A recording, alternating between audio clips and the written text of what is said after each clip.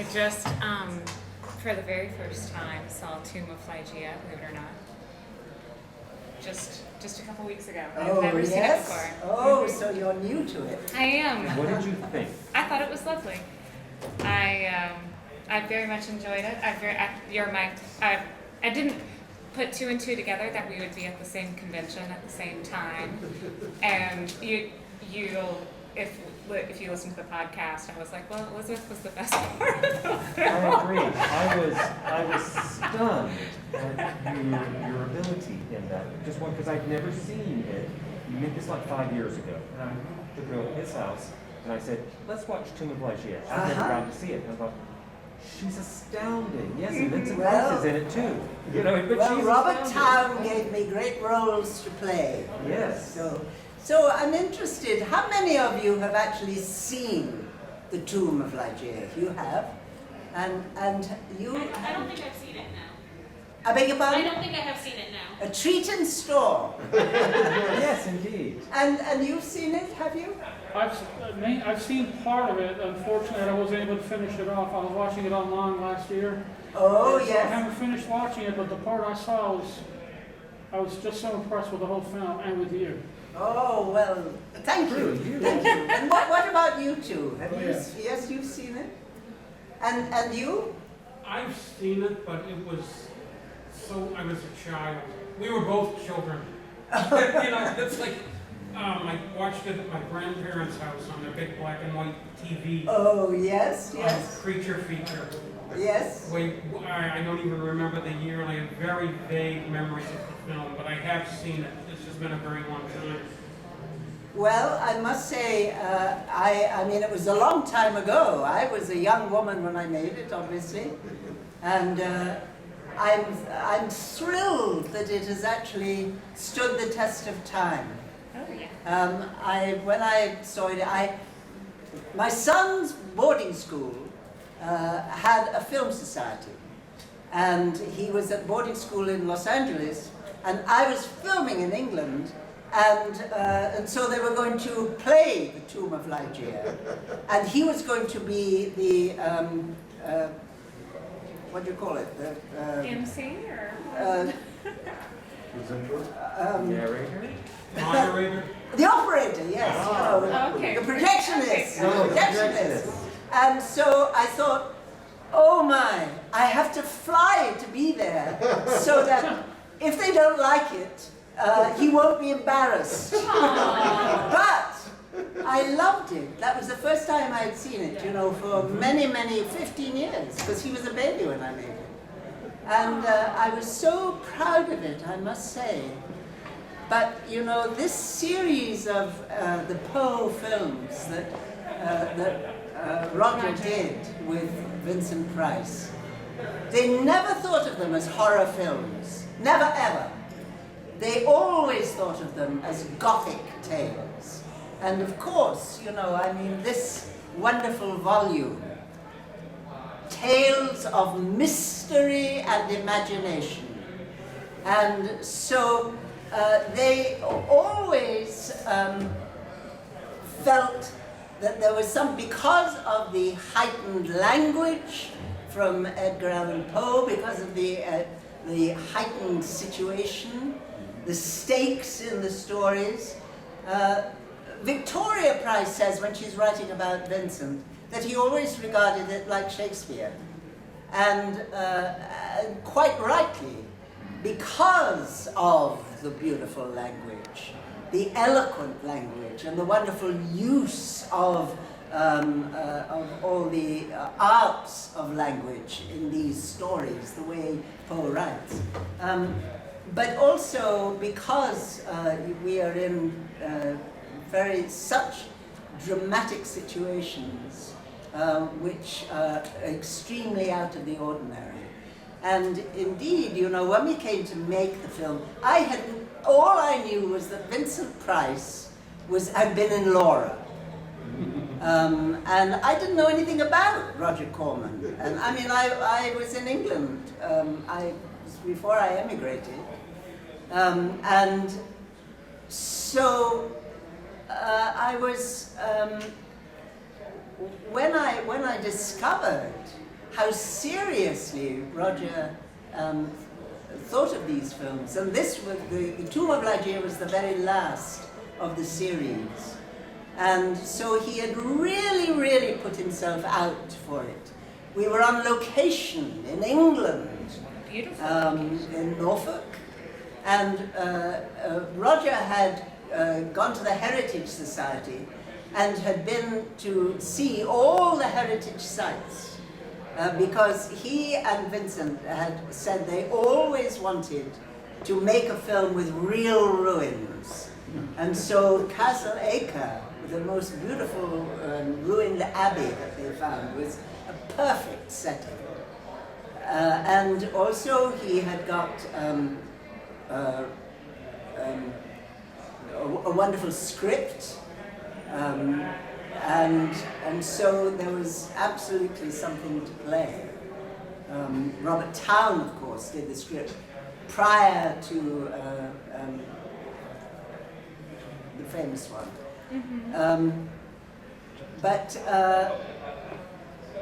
because it was a love story, apparently Robert Towne had said, "Oh no, we have to have a younger man for Verdun." And so he had suggested Richard Chamberlain. And Roger quite rightly said, "Oh no, we have to have Vincent." And Vincent Price was 53, so that's not old, and as handsome as ever. But they needed for the Rowena and Liger herself, of course, they needed a young woman, but who was a little more mature, not an ingenue. And so I was very fortunate because I was a theatre actress, also a Shakespeare actress. I teach Shakespeare now. And so Vincent and I were very well matched. And I have to say that Vincent Price at 53, the Lady Rowena had no problem falling in love. And so I'm very fortunate that I have played two Gothic heroines in that film. I have to say, I hope that you will be able to be here on Sunday, because I made a recording of the, which I would love for you to have, a recording of the original story of Liger. Oh, cool. And if you know that, you will know that the story of the film is rather different. Mm-hmm. And I have to say that when I was first cast, I read the story, absolutely fell in love with Liger. And when I read the script, I was indignant, enraged on her behalf, because there she was, this sinister figure in the background, and Rowena, who is just a vehicle, really, in the original. So I said to Roger, "But what have you done with Liger?" And he said, "Well, Elizabeth," he said, "the fact is that an opium fantasy is not terribly cinematic. So we have to find something else in period which will serve the purpose of the story." And so brilliantly, Roger and Robert Towne came up with mesmerism, that he was under a spell.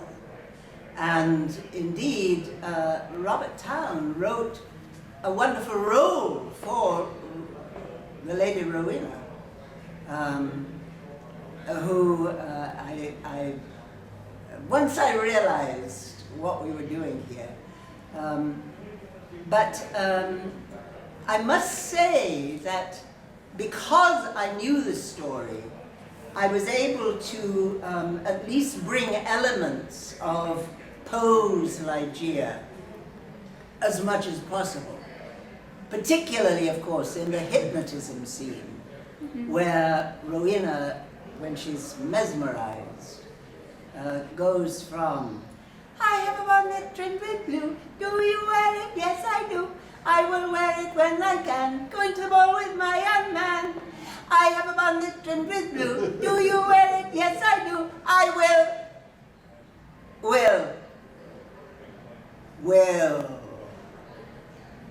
Man need not lie among the angels, nor lie in death forever, save for the weakness of his feeble will. I will always be your wife. So, I was able to go from Rowena to Liger because from the story I knew who she was, Poe's Liger. And quite honestly, you know, speaking of Poe and Shakespeare, there are plays of Shakespeare that have elements of the Gothic in them. The Winter's Tale, for instance, where somebody,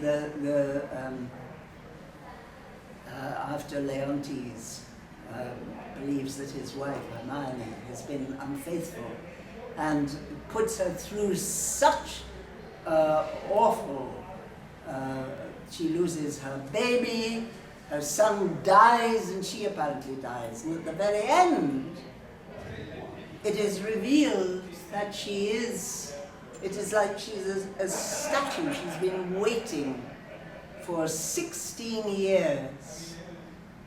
And when Leontes, after great damage has been done in a relationship, it takes 16 years for him to repent enough, and for her to even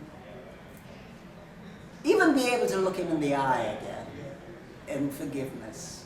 And so I always felt when I played Hermione that there was something of the Gothic heroine in her.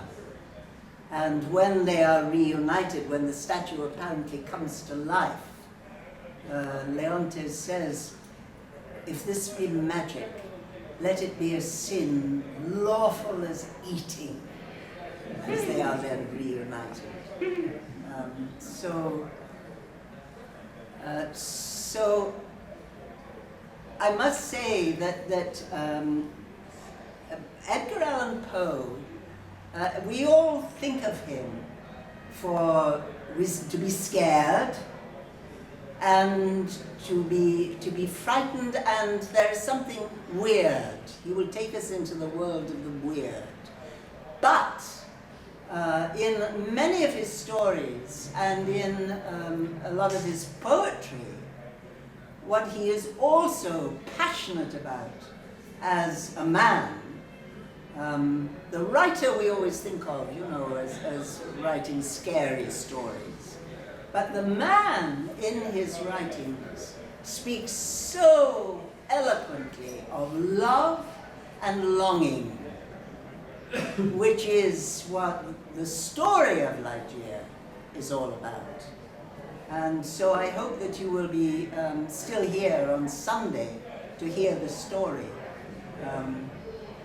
And I must say, through this, yes, I knew about Edgar Allan Poe at school, but I have come to treasure this book. Perhaps not quite as much as Shakespeare, the complete works, but I do treasure this too, and there are many other heroines in here. You were quite young when you got the role. Yes. And what was it like? How did that come about? You were acting in theater, and somehow this role was presented. Well, I was very lucky. Sometimes, you know, it depends on who you know. Yeah. And Paul Myersberg was Roger's assistant. since written many films like The Man Who Fell to Earth, and Paul Meyersberg had been at school with the father of my son. Oh, wow. And so he knew me. And so when apparently Roger had been looking at many, he auditioned, I learned this later, a couple of hundred young women, young actresses, and hadn't found the one. And so when Paul suggested me, I met Roger, and I really didn't know much about it, you know, but I thought, why not? And I got the part. So that was extremely fortunate. And at 27 years old when I made it, I would never have believed that it would still be so much a part of my life now. I mean, it's amazing that here I am, and here we are talking about it. And I must say that the quality of the film, the look of the film, and as I say, the script, and Roger really did. I think that he and Vincent, they really felt it was their favorite of all the Poe films. And it's mine too, of course. But that was how it happened. So I was very lucky. And I'm sure your talent had a lot to do with it as well. Well, it was the fact that I was a theatre actress, and so, you know, as far as taking hold of the script and feeling at home in this Gothic world, I think was what made the difference. Because it didn't feel different to me. I just I believed it completely. Yes. Yes, you're very, very convincing. In fact, for those of you who've seen it, I'm sure it took you a minute to realize that she's both characters. Because until you realize, I was like, oh, it's her in a wig. I couldn't tell until like halfway through the film that it's still Elizabeth. So there's something interesting about the fact that there's something facially similar. Also, knowing Roger Corman, it means that you get the actor playing two roles for the price of one. Yeah. Yes. So that's all to the good. But you know, particularly, Roger was wonderful to work with because he entrusts the acting to the actors. And in order that he understood an actor's process, Roger himself went to the actor's studio not to learn to be an actor, but to find out what actors go through so that he would understand our process. And so before the film, he would have extensive talks with all the main actors so that we're all on the same page with what we're aiming for and the interpretation of the role and everything. So we don't have to waste time doing that on the set. So that Roger then, who had the most wonderful eye, I mean his storytelling through his pictures and the composition of his pictures is brilliant. And so Vincent and I would rehearse together. In fact, I think one of the first things I ever said to Vincent when I met him was, "Oh, Vincent, would you like to rehearse?" I don't think he was used to hearing that. So that we,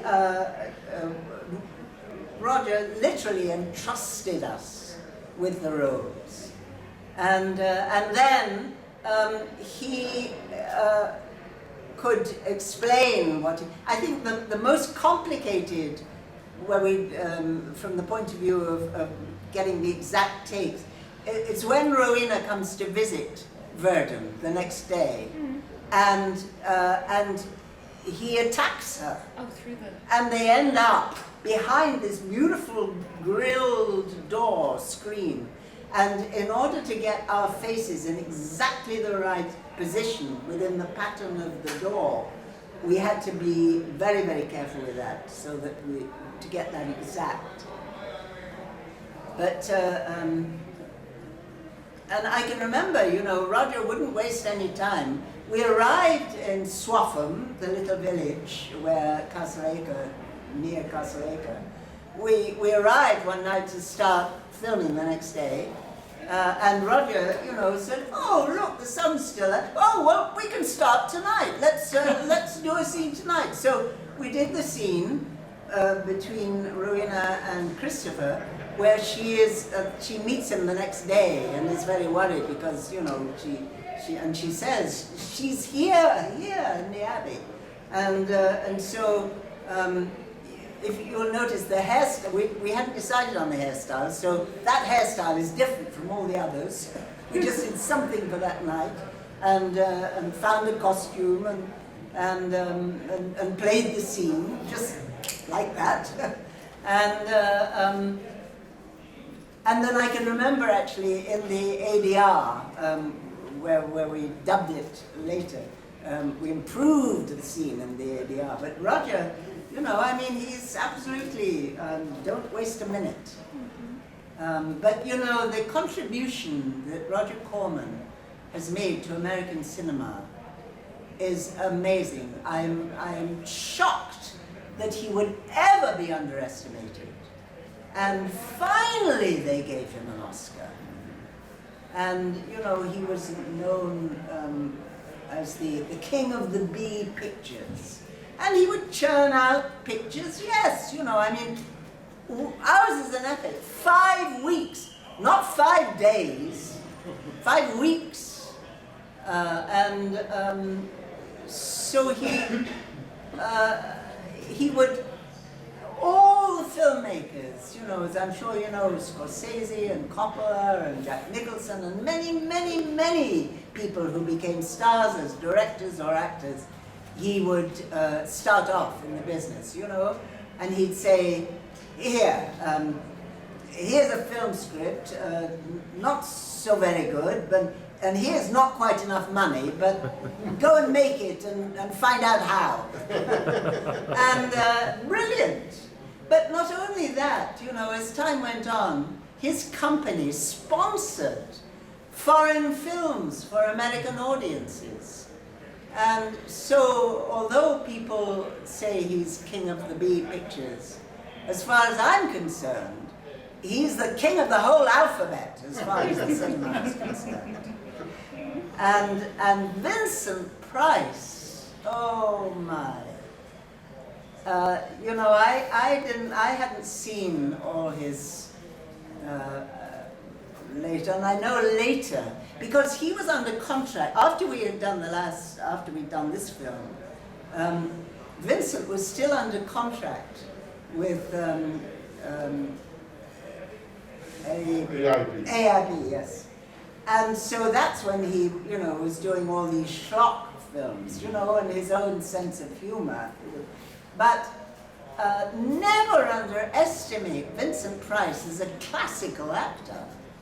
And I think that in this film, you really see what a wonderful classical actor he is.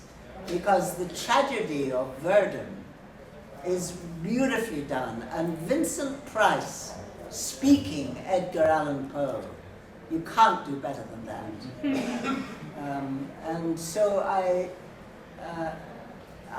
never, if ever I hear people, underestimating him of course he was a wonderful comic actor, his sense of humor.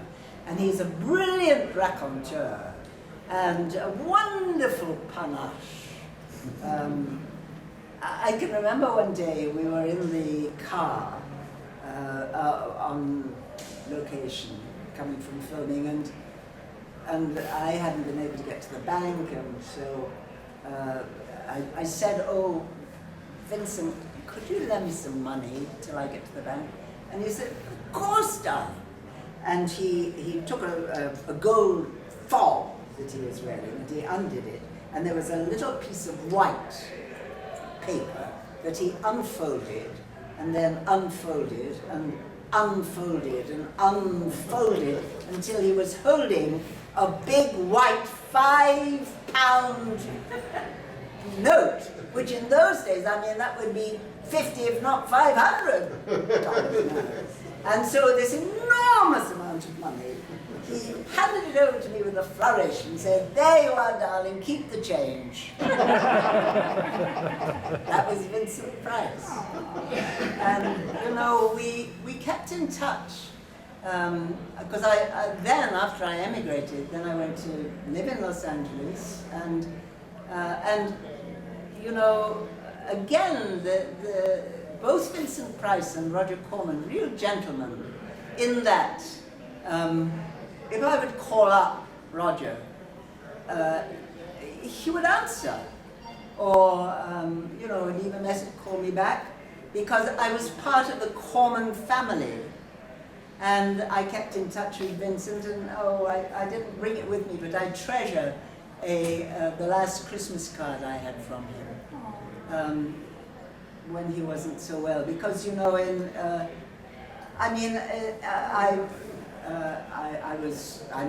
I'm well known for this film, you know, but I didn't become an enormous celebrity in Hollywood.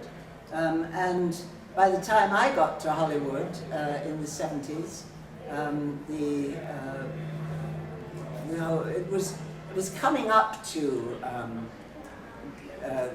the whole celebrity thing. High TVQ was what was, which meant that you had to have done an American series. Well, I had done so much television work in England that they'd look at my resume, you know, and wonder why they'd never heard of me, because I'd never done an American series. And so I was so fed up with this business of not having TVQ that my license plate in LA said, "Hi TVQ," I said, just to let them know I knew what was going on. So I went to SAG and I said, "This is restricted practice, you have to stop this." And they said, "Oh, Elizabeth, their lawyers have much more, they've got more lawyers than we have." But two gentlemen like Roger Corman and Vincent Price, I treasure the fact that I've worked with them. And the last time I saw Roger was a few years ago when they were showing Liger, and he was making a personal appearance at the Archive Theatre in New York. And so we were on the panel together introducing the film. And, you know, when he saw me, "Oh, Elizabeth," you know, it was really, really, I treasure that because there was such a respect of the work we'd done together.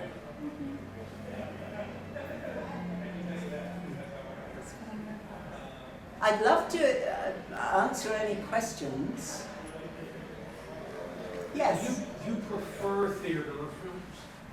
Well, the theatre is the actor's medium, in that once the play is on, I am entrusted with the whole role, and then I have an immediate relationship with you. With film and television, I feel as if, as the actor, my task is to give the director the best raw material I possibly can. And then it's up to the director to select which parts of my performance he will choose and how he's going to tell my part of the story. It's up to his choices how he tells my part of the story. Mind you, I do love filming. It depends very much on the director, and there's something having to be so present is very challenging. And I can remember the very first film I made was with Michael Powell. So that was a rather thrilling experience. The Queen's Guards. And so I imagined that when it came to my big close-up, Robert Stevens gave me my first screen kiss, and so that was when, and I thought, oh, well, I'll be able to really show,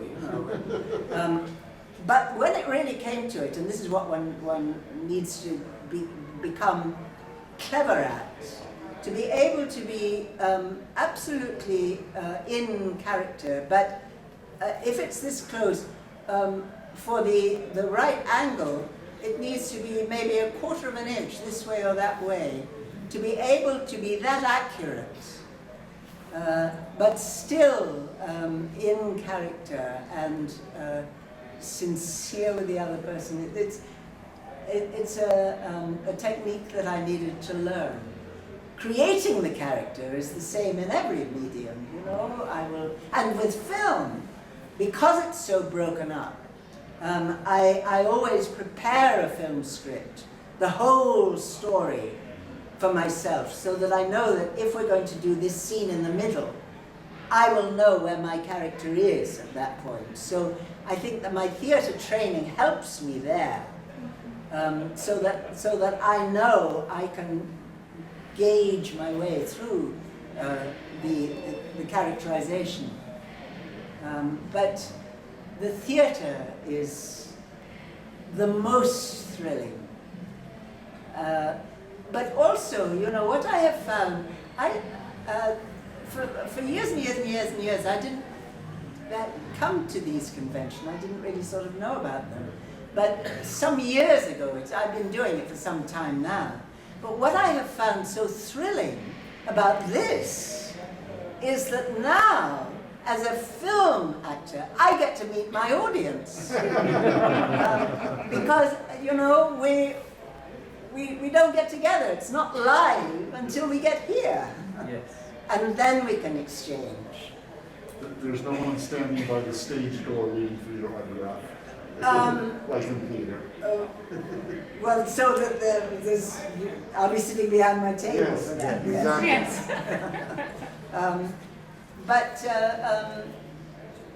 Do you still, you love the theater? Do you still teach? Do you still act? Do you still Yes. get to do performances? Yes, not as much as I would like, but I was supposed last year to do Enchanted April. One Mrs. Graves, a wonderful character who's so bossy at the beginning, and then Italy in April has the effect on her too. Joan Plowright played the role in the film. Yes, it's a wonderful one. So that, of course, that didn't happen, but I am hoping that when they start next year, that they will bring it back, because I miss being on stage. The last, Les Liaisons Dangereuses was the last one I did several years ago, and I've done that twice. And before that, I did The Royal Family. There's a theatre in New Jersey, the Shakespeare Theatre of New Jersey. I've worked there quite a lot. But I've worked, in many regional theatres across America as well as England. But when I started in England, with what they really consider the golden age of television, when it really blossomed, there's something about, one reason why Shakespeare didn't happen by accident was that Henry VIII wanted the English to be literate, and so he started grammar schools. So Shakespeare had a classical education, and words were in the air. Language, the English language was being developed, and theatre was happening for the first time. This was the first time we had a profession. We'd been strolling players up until then. And so now, noblemen sponsored the theatre. Shakespeare's theatre was the Lord Chamberlain's men. So there were theatres, and so there had to be plays. And so, plays. So Shakespeare was like the cream at the top of all that wonderful milk of writers becoming playwrights. And Shakespeare was the best because he's an actor. Anybody who would think for a minute that Shakespeare wasn't an actor has not read those plays, because he was in character when he finds those words. The Earl of Oxford couldn't write those plays. Why Shakespeare is different is that because he was in character as an actor when he finds the words, and so he then takes blank verse and then he plays with it, and according to what is going on inside, it's still the iambic pentameter, but he will alter the rhythm of the verse according to what is happening inside. So all Marlowe's characters sound like Marlowe, but all Shakespeare's characters sound like themselves. And so in England, when I was starting, in the 60s, the early 60s, late 50s, early 60s, television was starting. And so, in the same way as there needed to be plays for the theatre, now there needed to be plays for television. And so all the best English writers, Alan Owen and John, all of them, were all writing for television. And so there were the play of the week, the Wednesday plays, Saturday matinee, wonderful plays were being written for television. So I was there, and in lots of them in the early days. Yes, please. Speaking of your stage work, Yes.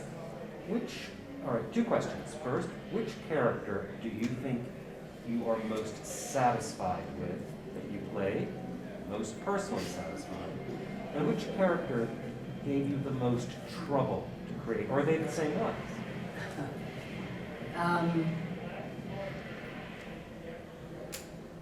I think the most demanding, probably, emotionally demanding, was Blanche Dubois. And Tennessee Williams, like Shakespeare, he also is an emotional poet, as Shakespeare is, a poet of the emotions. And so with both Shakespeare and Tennessee Williams, you have to be identified in character. And because Blanche, her journey is such a painful journey, which starts so vulnerably, and then Mitch falling for her, and in the middle of the play, when it looks as if she has found somebody, and she says, sometimes there's God so quickly. And then Stanley meets the traveling salesman who says all about who Blanche really is, or her past. Not who she really is, but her past. And so she loses Mitch, and then all that stuff with Stan, and then it drives her around. She can't handle it. Overwhelms her. But I must say, I felt for her. I think I got as deeply into her as anybody I've ever played. I would say I'd mention The Winter's Tale because I also, of Shakespeare's characters, there's, of course, the Lady Macbeth, particularly because that play is not a melodrama, it is a tragedy because neither of them start on the dark side. He has this ambition. They have talked about it.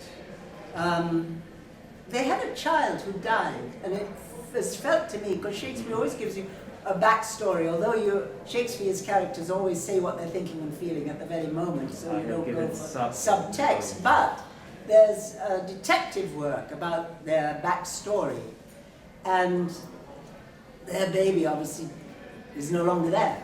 I've given suck and nobody is. But she had a baby. So that this dream of him as the king has really, you know, what is, they have in common, this dream. And the witches then, knowing this in him, they then activate the fact that they seem to predict that is in his future.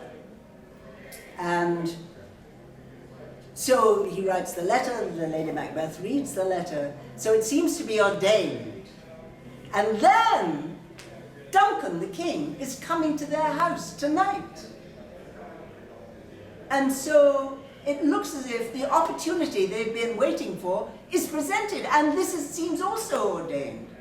Now, if she were what is often thought of these days, an ambitious bitch who makes him do it, she would not, if she was a natural murderer, she would not then have to implore the spirits to psych her to be able to do this. Because she knows that he might, because she has analyzed his character, what thou wouldst highly, that wouldst thou holily, wouldst not play false, and yet would strongly win. Thou hast great gladness, that which Christ, thus thou must do, if thou have it. And that which rather thou dost fear to do, than wishes should be undone. Hie thee hither, let me pour my spirits in thine ear, to chastise with the valour of my tongue all that impedes thee from the golden round. So she feels she's going to have to help him, if at the last minute he may falter. Well now, when he comes back, he says, no, we will speak further. And then they have the banquet, and so then he leaves the banquet to think it over, and he, if it were done when 'tis done, then 'twere well it were done quickly. Good to do it tonight. And so he then elaborates on that to the point where he realizes that success for him means that not only can he get away with it tonight, but for the rest of his life he will get away with it, so that he can be the king he needs to be. And then if he goes to hell afterwards, it doesn't matter. So he then, when she comes to say, well, come back, you know, what are you doing? And he says, we will proceed no further. And she feels that he is going to hate himself if he loses this opportunity. And she does persuade him that it's quite safe. She's thought it all out. They will get away with it tonight. And so he agrees. And so they do it, and so between them, they cross to the dark side, and from then on, it's downhill. They lose everything, including each other. And she who has said, take away remorse, the remorse comes and she goes mad. But so that to reclaim the real Lady Macbeth, you know, from what is now considered, I think she has been misinterpreted. And there again, you know, any forceful woman tends to be criticized these days. But she is a human being who loves her husband. Yes. Another wonderful role in Shakespeare is Queen Catherine in Henry VIII. And it was rather daring for Shakespeare in a way, because Queen Catherine was divorced in order that Henry could marry Elizabeth's mother, Anne Boleyn. But in this play, he goes out of the way to honor Queen Catherine. And when I was doing research for it, I found that nobody had a bad word to say about her. And indeed, the plea she makes when she is on trial, when she's pleading for the marriage, Shakespeare actually uses her own words. And he improves them even. But it's her own words. So when I would be waiting in the wings to go on to plead for my marriage, I really felt as if I were a vehicle for her. And that was rather thrilling, actually. And in a way, I suppose, because of her talking of mystery and imagination, you would call her a bit of a Gothic heroine too, perhaps. Yes, and the Lady Macbeth. Yes.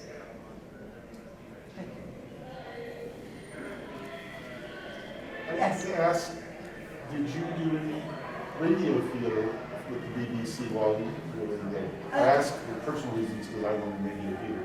Oh, really? No, I never did. Oh, wow. I never did. But the BBC Rep, they were really quite a closed company. They were a repertory company of their own. And with remarkably versatile voices. Oh, yes. And, you know, not playing against type, you know, like children, you know, or old elderly people, or everybody. They were, I admired them very much because I used to love listening. And I think that radio drama can be very, very much underestimated. Because, of course, before television, that's all I heard. But again, if it is, then it is the voice and the words that are important.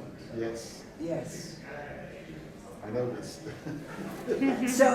So which company are you a member The of? Atlanta Radio Theater Company, and we perform at a lot of science fiction conventions all around Atlanta and the South. Oh, good for We've you. been Are you doing this doing it? Are you doing in this convention? We did one like 2 years ago here, but Yes. we just did Dragon Con, which you've heard of, I'm sure. Oh, of Yes, course. we do that yes, every yes. year. Yes, And- yes. And so we've been heavily involved with this. And science fiction is really good with radio theater because I'm you don't sure. have to use a lot of effects. Yes, You know, it's all in the mind, and you Yes. can generate this. yes. Oh, I can see that. Absolutely. And that's why we call ourselves, we are reviving a moribund art form.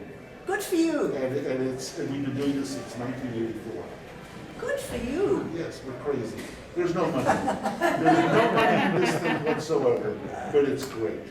Oh, but that's wonderful because also, you know, I mean, keeping language. Why I think this is so important and Shakespeare is so important, and I say to my young students, you know, it's really sad that we are losing vocabulary as a culture. Not only sad, it is tragic and dangerous. Because if you don't have the words, you can't put ideas into words, which means that you don't have ideas. And this is what, in a lot of areas now, we are suffering from. This is called the Wharf Hypothesis, by the way. There's an actual psychological thing that addresses this, called the WHORF.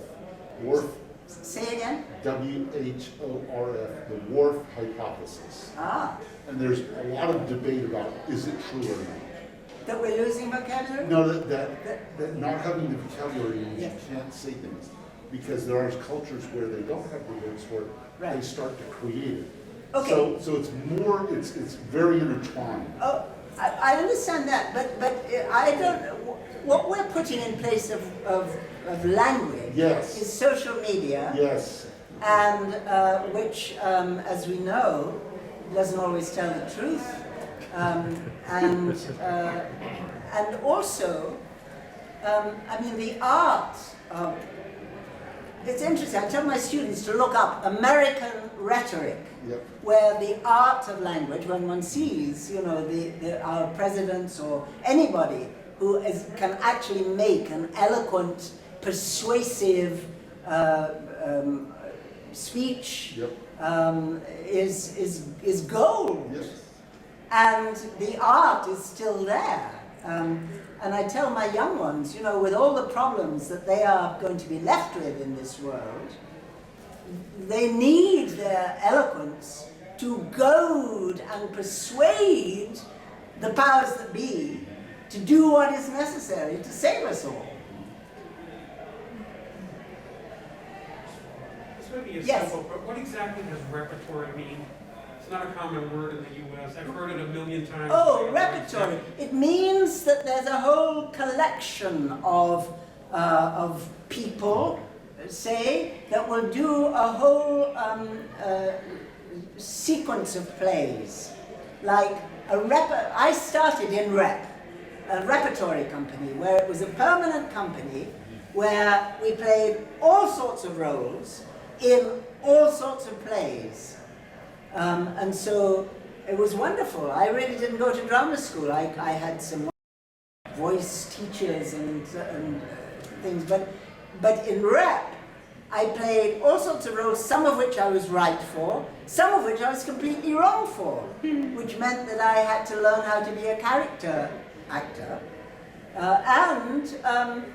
And so that, but it could be a repertory of, I mean, I know it in relation to the theatre, but does that explain? Yeah, pretty much.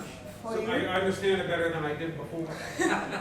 Yes. Usually the same actors in different plays in a sequence, and they're playing different parts in each play. Yes, but it'll be, I mean, a permanent company of actors. And there are very few of these permanent companies now. There's a guy on television who does American Horror Story, Ryan Murphy. Oh, He yes. uses a lot of the same people in completely different roles. That's right. So he has formed a kind of television repertory company. Yes. Yes. Yes. And Very modern. I mean, there are some directors who will use the same actors over and over. Like Corman. Like Corman. In fact, there was a bass repertory company for Corman. Yes. Altman did it too. Yes, Robert Altman. Robert Altman. Yes, Very good. absolutely, absolutely. And Spike Lee. What's his name? I passed his name. Tyler Perry. Tyler Perry, yes. Yes, he has a repertory. Yes, company. Yes, he does. Yes. There's a lot of them here in Atlanta. Yes, yes.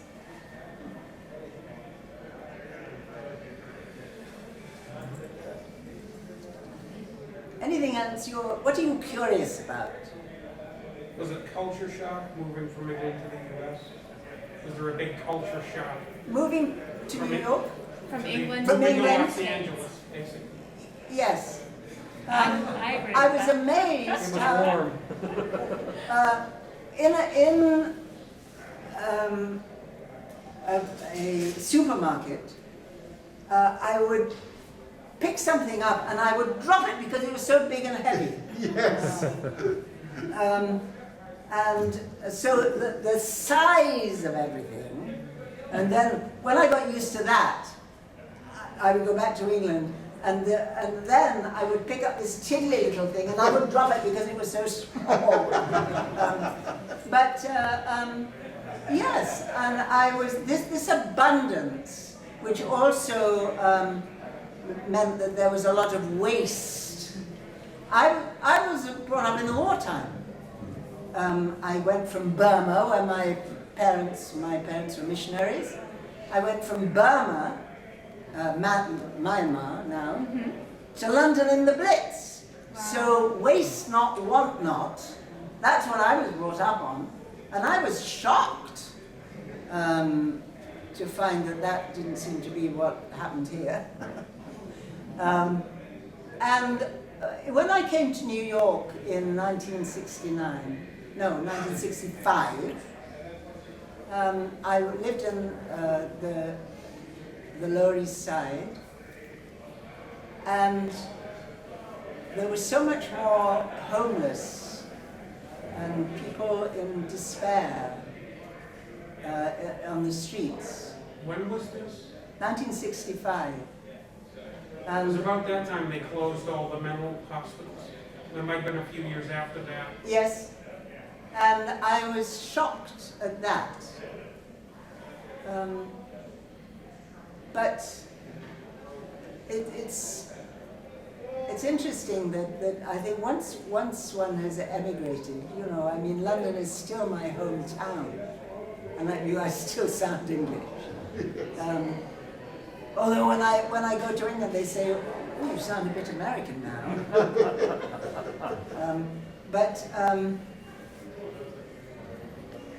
And so I've lived in different parts of the country, and sometimes, you know, in Los Angeles. Yes, I lived in LA for a while, and I have chosen now to live in New York.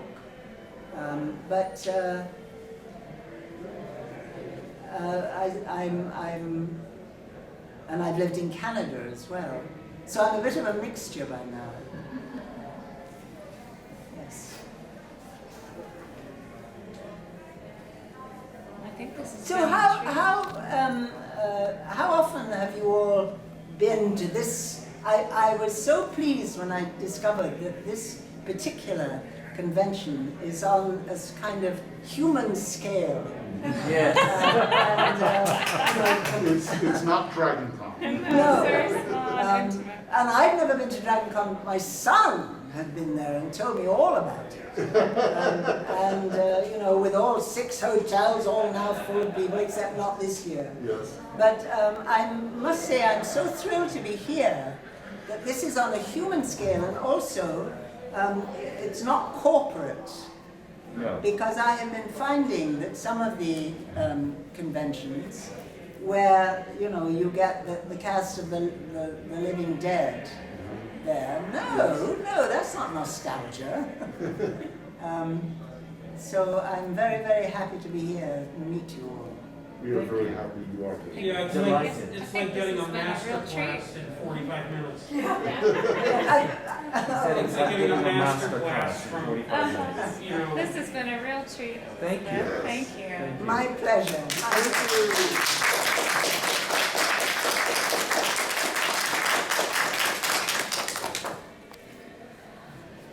Do we have to stop now? We have to stop now. Okay, Looking forward to your next one. Yes. very good. We'll continue all weekend long. So of course we have to ask you, were you ever in Doctor Who? No, I wasn't, although I'm sure, I think I almost auditioned for it once. My son would love me to have been in Doctor Who. But, you know, Almost when they everybody did did. have a woman as Doctor Who, and I saw some of it, they needed, she was not served well by the scripts. Oh, we have noticed that. I was appalled because when it was announced that it was going to be a woman, do you remember that? There was it went viral. A little girl jumped up and said, "Oh God!" that it was a woman as Doctor Who, and then they didn't give a good script. No. Terrible scripts. No, Terrible. no. So if I'd been the actor, I'd been very upset. Well, you should apply for the next one. Well, yes. They have a new, they brought back one of the old producers who knew what he was doing. Well, let's hope. Yes.